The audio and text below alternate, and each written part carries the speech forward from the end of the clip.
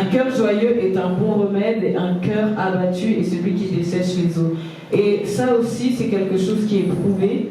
Scientifiquement, quand on est une personne qui est colérique, quand on est une personne qui est stressée, on est plus sujet à avoir des maladies cardiovasculaires, d'autres maladies, que lorsqu'on est une personne qui est joyeuse et qui voit la vie du bon côté. Parce que les stress et tout ça, ça nous amène aussi à tomber malade.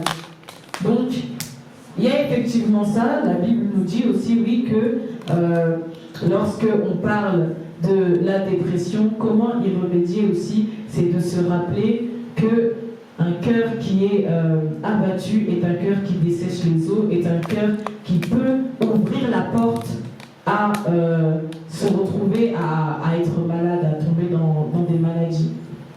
Est-ce que vous avez d'autres idées par rapport à ça?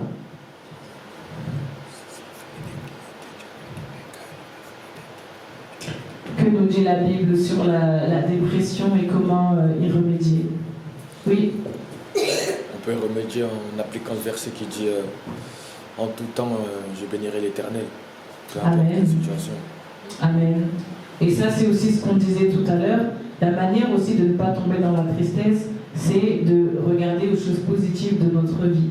Quand on voit les choses qui se passent dans notre vie, si on remarque bien, par exemple, même dans une journée, il peut se passer de mauvaises choses, mais il se passe beaucoup de bonnes choses aussi. Et l'humain, il a l'habitude de se focaliser sur les mauvaises choses qui se sont passées au lieu de se focaliser sur les bonnes choses qui se sont passées. Parce que dans une journée, il ne se passe jamais que des mauvaises choses. Si on y réfléchit bien, dans une journée, il ne se passe jamais que des mauvaises choses. Mais nous avons l'habitude et nous avons tendance à nous focaliser sur les choses qui ne se passent mal. Et donc ça fait que, à cause de ça, ça fait que notre esprit, notre âme tend vers la tristesse et que notre âme tend vers la dépression. Il y a aussi le fait d'avoir un cœur reconnaissant, comme dit la Bible. Parce que quand tu es reconnaissant, tu n'as pas le temps de voir le mal autour de toi. Quand tu es reconnaissant de la vie, quand tu es reconnaissant de ton travail, quand tu es reconnaissant pour les peu de choses que Dieu te donne, ou même que la vie elle t'a donné dans les conditions dans lesquelles tu es, les gens ne sont pas. Parce qu'il y a toujours mieux que nous, mais aussi toujours moins bien que nous. Il faut toujours regarder au moins bien, pas au mieux. Moins bien que toi, donc toi réjouis-toi de là où tu es. Amen. Amen. Oui, maman. Pour sortir de la dépression, il faut se plonger dans la méditation de la parole de Dieu, l'adoration, la louange aussi. Je suis tout à fait d'accord. Ça revient à ce que le frère Mathieu disait tout à l'heure, de se focaliser sur Dieu, de se focaliser sur les choses que Dieu fait pour nous. Et ça va nous aider à ne pas tomber dans la tristesse. Ça revient aussi à ce que je citais tout à l'heure quand je disais qu'une des causes de la dépression, c'est les pensées négatives. Le fait que dans nos pensées, le fait qu'on ne renouvelle pas nos pensées et on ne focalise pas nos pensées sur les bonnes choses, ça nous amène directement à tomber dans le négatif et ça nous donne un regard négatif sur la vie qui peut ensuite conduire à ce qu'on tombe dans la tristesse, dans l'isolement, dans la dépression, etc. Et pour appuyer ce que tu dis, Jésus dit fortifie-toi. J'aime bien ça parce que il y a deux dimensions de la foi. Il dit, moi je vous fortifie. Et là dans ce verset-là, je n'ai pas la référence, il me dit, fortifie-toi. C'est-à-dire que parfois c'est à nous de dire, ok, ça va aller, de dire des bonnes paroles dans son âme, ça va aller, tu es forte, demain c'est mieux. Puis la parole de Dieu dit, les ténèbres ne règneront pas toujours. Ça veut dire que focalise-toi, tu dis demain ça ira mieux, demain ça sera mieux, si demain ça sera pas mieux, après-demain, les jours prochains seront mieux, et ça guérit l'âme. Parce qu'on croit ce qu'on entend là-bas, la foi vient de ce qu'on entend, mais c'est-à-dire que quand tu parles, tu t'entends, donc il faut parler. Amen. Amen. Amen. Est-ce que quelqu'un veut rebondir par rapport à ce que notre frère a dit? Oui. Il y a un autre secret aussi dans la parole. C'est qu'en fait, le Seigneur l'a dit, cherchez premièrement le royaume des cieux. Et toutes les choses vous seront données par-dessus. Et il y a un secret parce qu'en fait, quand le Seigneur il dit, ne soyez pas inquiets de ce que vous mangerez, de ce que vous vêtirez, ça veut dire qu'il faut regarder aux choses célestes, aux choses comme il a dit qui ne périssent point. Parce que si tu t'attaches, si ton cœur est attaché aux choses matérielles qui disparaissent, forcément quand tu vas perdre quelque chose, ça va te faire mal. Mais si dans ton cœur, tu regardes le royaume des cieux ne disparaîtra jamais. Et si ton cœur est au royaume des cieux, ça sera plus compliqué pour toi de tomber dans la dépression. Parce que ce qui va t'intéresser, ça va être les choses célestes. Ça veut dire que même si tu perds, imaginons tu perds ta voiture, ça fait mal. Mais comme ta richesse, ton cœur, ton trésor se trouve dans les cieux, tu vas pouvoir rebondir parce que tu vas dire le Seigneur est toujours avec moi, c'est bon, je peux continuer à aller de l'avant, le Seigneur est toujours avec moi. Et lui, il ne partira jamais. Donc lui, c'est une stabilité sûre. Donc c'est pour ça qu'on te dit de garder ton cœur et de placer tes richesses dans le royaume des cieux et non sur les choses terrestres.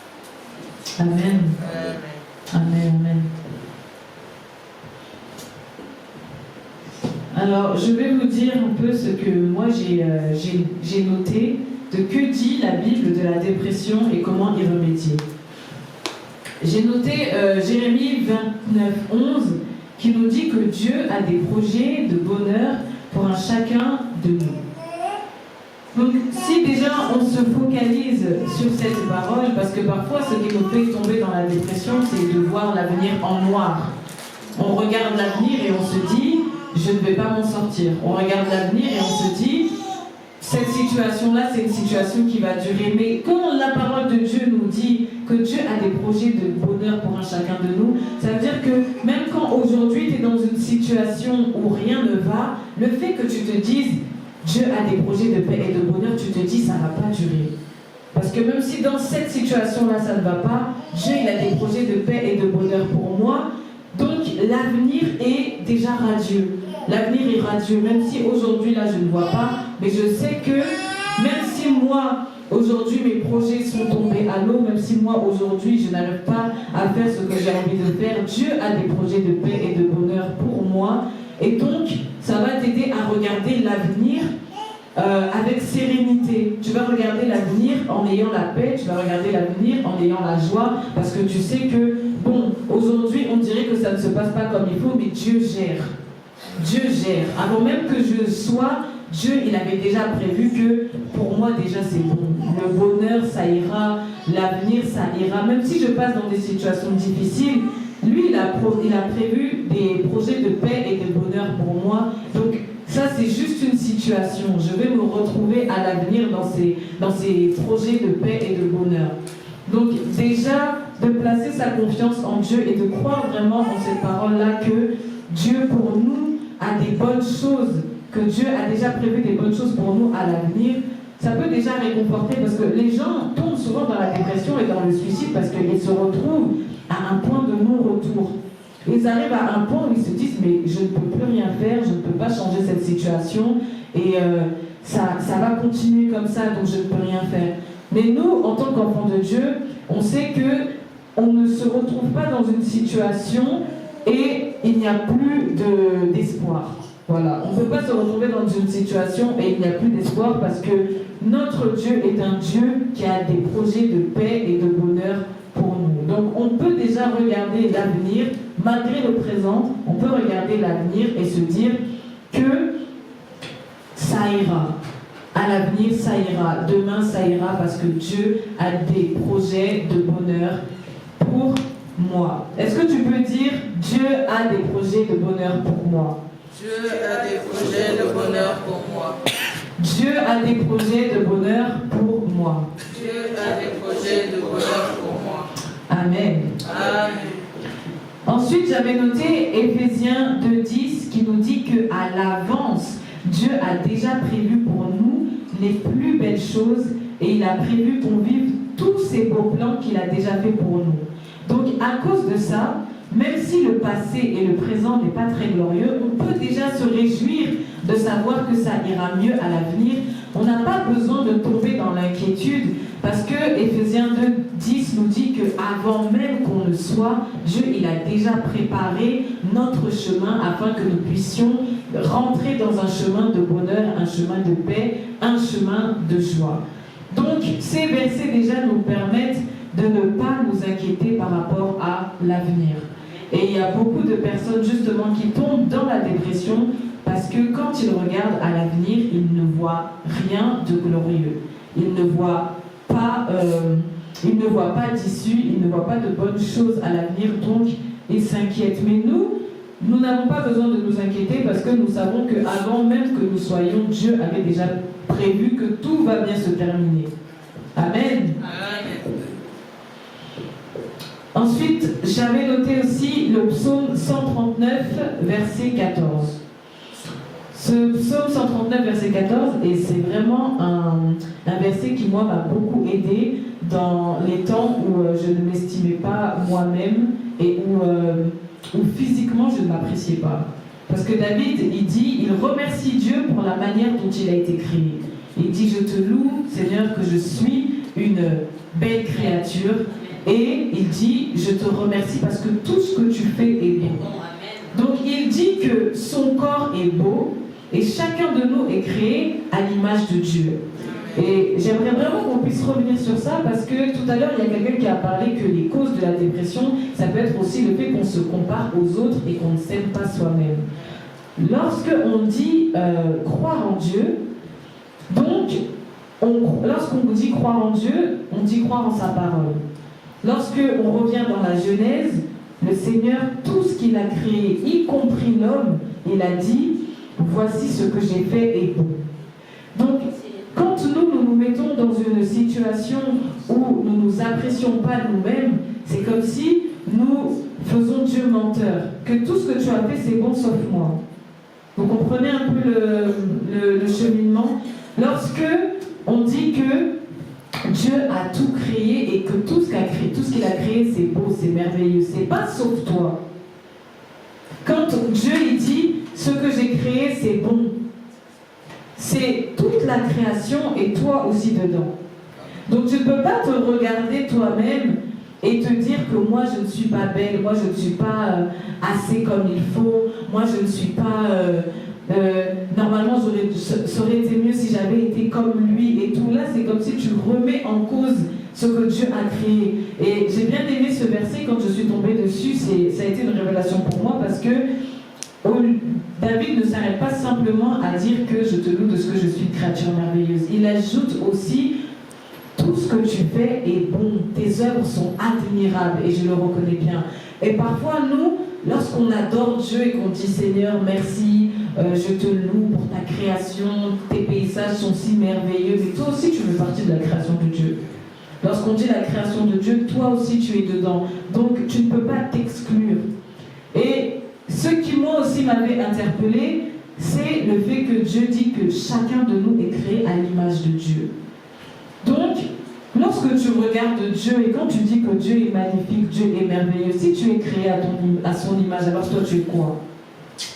Parce que si tu dis je ne suis pas belle ou je ne suis pas beau, mais tu es créé à l'image de Dieu, donc automatiquement ça veut dire que Dieu aussi, je ne sais pas si vous voyez, quand on pense à tout ça, tu te dis, on ne peut pas dire ça. Tu ne peux pas dire je ne suis pas belle, tu ne peux pas dire je ne suis pas beau, tu ne peux pas dire...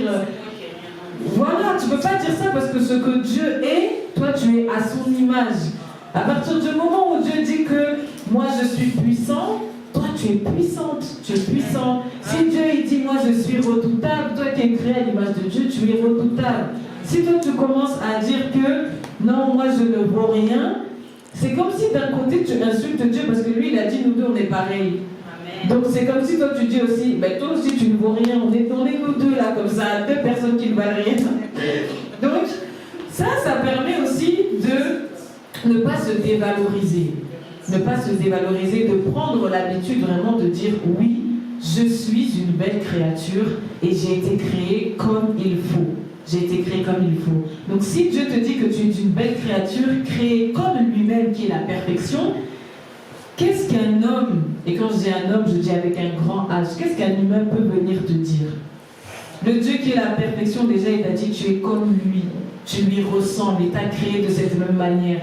Qu'est-ce qu'un homme peut venir te dire, oh, tu es trop gros, tu es trop grosse, tu es trop noir, tu es trop clair? Non. Si Dieu m'a créé comme ça, il m'a créé comme il faut.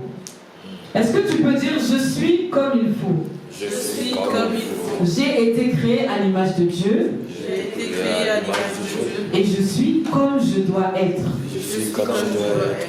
Et c'est merveilleux. C'est merveilleux. Je suis une créature merveilleuse. Je suis une créature merveilleuse. Amen. Amen. Amen.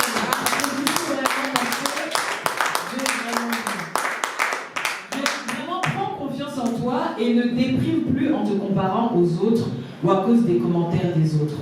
Ce qui m'avait aidé aussi, c'était de se dire que on est capable de rejeter des paroles qui ne nous édifient pas. Moi, je me rappelle qu'en grandissant, quand tu grandis, tu te construis par rapport aux paroles des gens. Et le jour où une cousine à moi m'a dit, mais tu n'es pas obligé d'accepter. Parfois, on peut te dire des choses.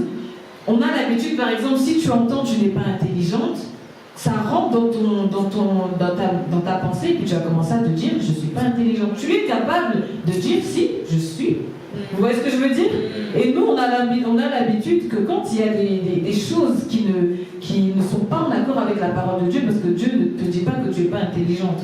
Donc, il faut vraiment prendre le temps d'assimiler ce que Dieu dit de nous et de repousser ce que le diable veut mettre dans nos têtes. Et parfois, il utilise des personnes qui vont venir et qui vont te dire, tu n'es pas intelligente, tu n'es pas belle, mais ce n'est pas ce que Dieu dit de toi. Donc, tu peux refuser ça et dire, si je suis intelligente, si je suis belle. Et tu refuses ça dans ton système de pensée. J'aime bien cet exemple que Joyce Meyer elle avait parlé d'un exemple et elle avait dit que notre cœur, c'est comme un livre. Et les pensées, c'est ce qu'on écrit dessus. Ça veut dire que sur le livre de ton cœur, là, tu peux soit décider d'écrire des mauvaises choses, soit d'écrire des bonnes choses. Et c'est ancré après en toi. Donc c'est à toi de faire le tri et de dire ça j'accepte parce que Dieu le dit de moi et ça je n'accepte pas parce que Dieu ne dit pas ça de moi. Sa parole ne dit pas ça de moi. Amen. Amen. Amen. Et donc, ce qu'il faut savoir aussi, c'est que Satan cherche à nous voler notre joie, notre paix, et il cherche à nous rendre malheureux. Mais Jean 10,10 dit que même si le voleur, donc là on parle de Satan, il est là pour égorger, pour détruire, pour voler, Jésus, lui, il est venu pour nous donner la vie et pour nous donner la vie en abondance. Il veut qu'on soit heureux et qu'on profite de la vie. Et ça, c'est quelque chose que parfois on ne pense pas. Dieu n'est pas glorifié lorsque toi tu es triste, parce qu'il a donné sa vie afin que toi tu puisses te réjouir.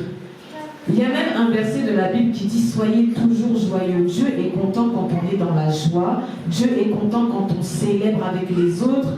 Et le fait de rester dans la tristesse, c'est mépriser et minimiser le sacrifice de Dieu pour nous. Parce que lui, son sacrifice et sa mort et sa résurrection, c'est pour que nous puissions profiter de la vie. Il veut nous voir rire, il veut nous voir sourire, il veut nous voir récupérer la joie que le diable essaie de nous voler en tout temps.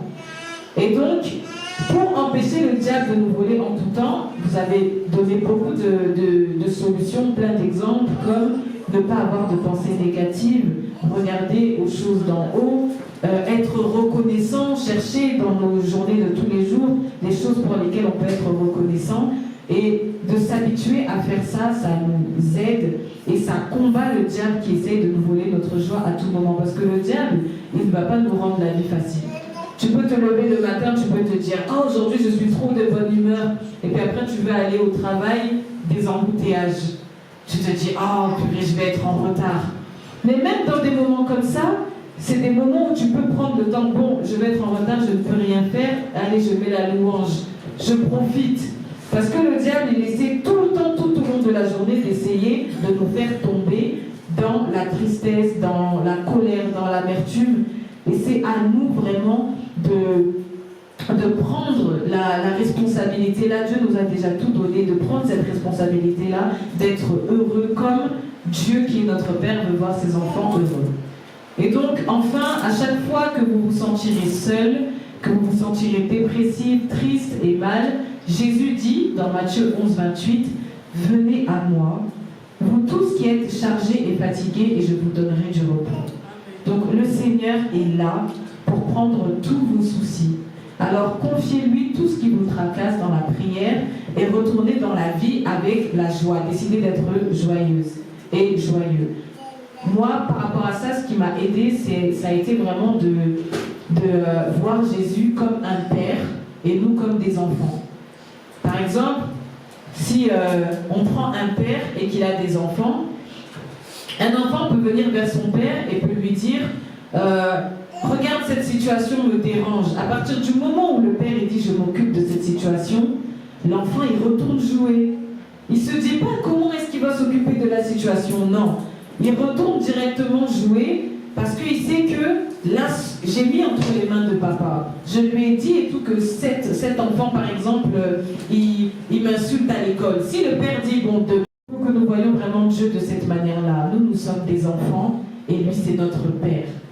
Et ce qu'il veut, c'est que lorsqu'on a des problèmes, lorsqu'on a des soucis, on se tourne vers lui, on lui donne nos problèmes, on lui donne nos soucis, et ensuite, lui, il va s'occuper de ça, et nous avons juste à être joyeux, retourner dans la vie, dans la paix, nous réjouir et passer du bon temps les uns avec les autres.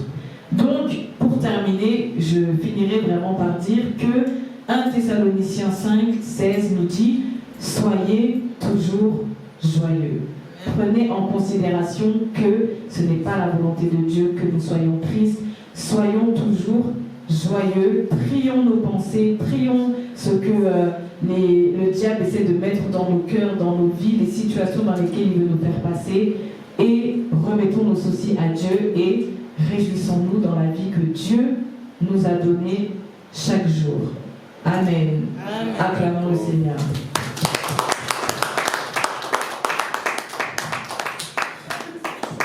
Amen. Nous allons nous lever dans la prière et nous allons remercier Dieu ensemble pour cette parole par rapport à ce que le Seigneur t'a dit aujourd'hui. Nous allons demander à Dieu qu'il puisse nous aider à être des personnes qui sont joyeuses. Parfois, si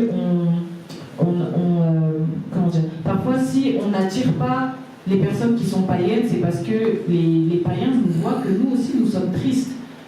Nous disons avoir Jésus-Christ dans nos vies, mais nous aussi, nous sommes dans la dépression. Les chrétiens aussi sont dans la dépression. Mais lorsque une personne qui ne connaît pas Dieu, dans le moment vraiment où tout le monde est censé être dans le stress ou l'anxiété, il voit que toi, ça va. Il va dire, mais comment ça se fait que toi, ça va? Regarde, tu vois pas la situation? Et quand toi, tu vas lui dire, non, mais moi, j'ai confiance en Dieu, ça va déjà créer une curiosité de se dire, mais lui, il est tout le temps serein. Comment ça se fait qu'il est tout le temps serein? Comment ça se fait qu'il est tout le temps joyeux? Comment ça se fait qu'il est tout le temps porteur de joie?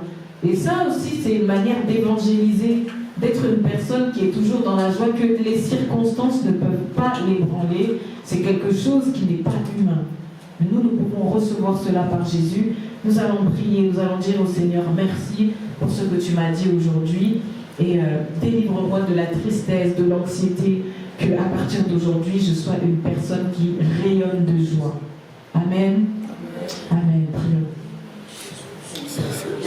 Seigneur Dieu Tout-Puissant, nous voulons te bénir, nous voulons te remercier vraiment pour ce temps. Merci Seigneur Jésus parce que tu nous as permis d'échanger. Seigneur, nous avons parlé de toi, nous avons parlé Seigneur de la dépression, nous avons parlé de comment y remédier selon ta parole. Merci Seigneur parce que tu as inspiré les réponses de chacun. Merci Seigneur Jésus-Christ parce que nous décidons vraiment Seigneur Jésus à partir d'aujourd'hui d'être joyeux. Nous décidons d'être dans la joie comme tu nous l'as commandé au nom de Jésus. Je demande Seigneur Jésus que ta joie puisse emplir le cœur de chacun de nous Seigneur en cet après-midi au nom de Jésus-Christ. Que tu puisses Seigneur Jésus-Christ transformer, changer l'atmosphère Seigneur Jésus-Christ. Que là où il y a la tristesse au nom de Jésus, nous la chassons et nous acceptons, nous recevons ta paix qui surpasse toute intelligence, nous recevons ta joie au nom puissant de Jésus-Christ. Aide-nous Seigneur Jésus-Christ à refuser Seigneur les paroles du diable. Seigneur, ce que le diable dit de nous, nous le refusons et nous voulons Seigneur Jésus Jésus-Christ, nous focaliser sur ce que ta parole dit de nous. Nous voulons, Seigneur, refuser ce que les hommes disent de nous. Et nous voulons nous focaliser sur ce que toi tu dis de nous, Seigneur Jésus-Christ. Merci, Seigneur Jésus, parce qu'à partir d'aujourd'hui, Seigneur, nos vies seront caractérisées par la joie au nom puissant de Jésus-Christ.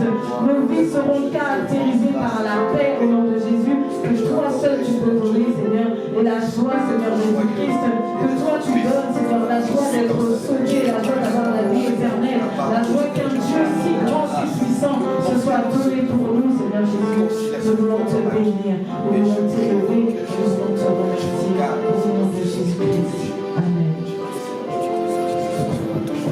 Amen.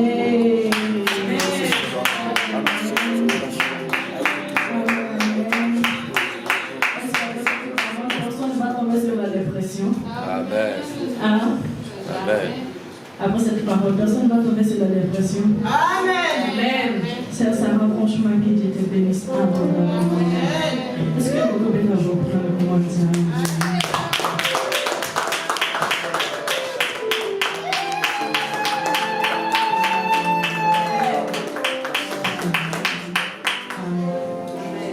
ça nous sommes dans le moment de l'offrande. Comme nous disons, je laisse 3 minutes pour le chant. Voilà, on passe au moment de l'offrande.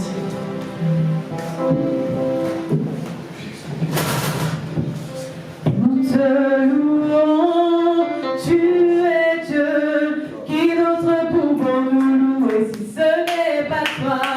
Nous te louons, tu es Dieu, qui d'autre pouvons nous louer si ce n'est pas toi? Nous t'adorons, Jésus, tu es Dieu, qui d'autre pouvons nous louer si ce n'est pas toi? Nous te louons, tu es Dieu, qui d'autre pouvons nous louer si ce n'est pas toi? Qu'il soit loué, qu'il soit loué, oh qu'il soit loué, qu'il soit loué. Oh louange, louange, oh louange,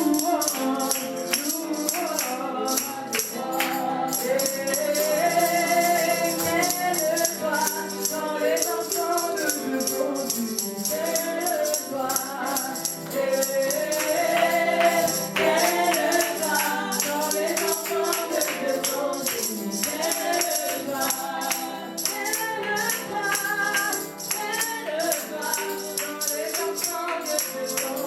quelle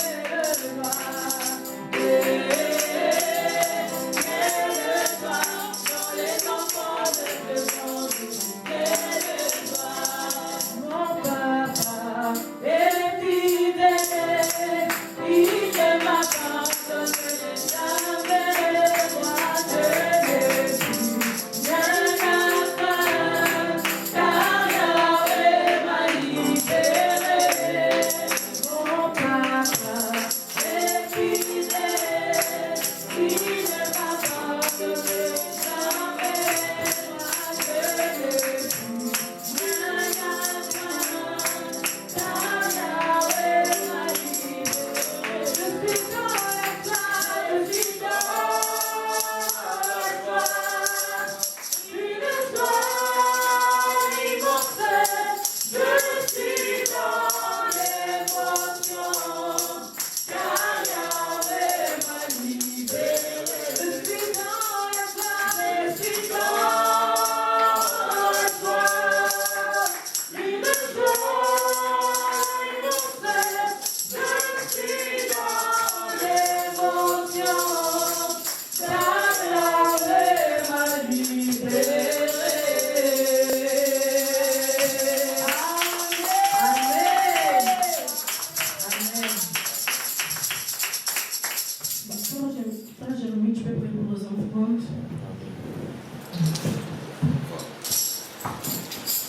Seigneur Dieu Tout-Puissant, merci pour ce moment, merci pour ta présence. Merci pour les offrandes, Seigneur. Oui, c'est toi qui bénis, c'est toi qui ouvres le ciel. C'est toi qui veilles sur ta parole pour l'accomplir. Éternel, Merci pour ceux qui ont donné. Seigneur, fais grâce à ceux qui n'ont pas donné, afin qu'ils puissent apporter dans ta maison pour les prochaines fois, Seigneur. Et que ton nom soit béni, et que ton nom soit loué. Au nom puissant du Seigneur Jésus-Christ. Amen. Amen. Amen.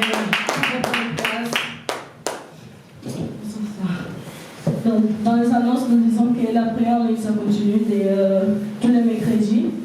C'est tous les mercredis de 21h, de 21h puis jusqu'à 21h45. Donc, celui qui m'a créé le Wana 21h, c'est nous, la jeunesse. Viens participer, tu seras béni. Amen. Pour la continue de notre église, pour d'autres annonces, je laisse la parole à papa, pasteur Jean Chéri. Amen. Quand il passe, Amen.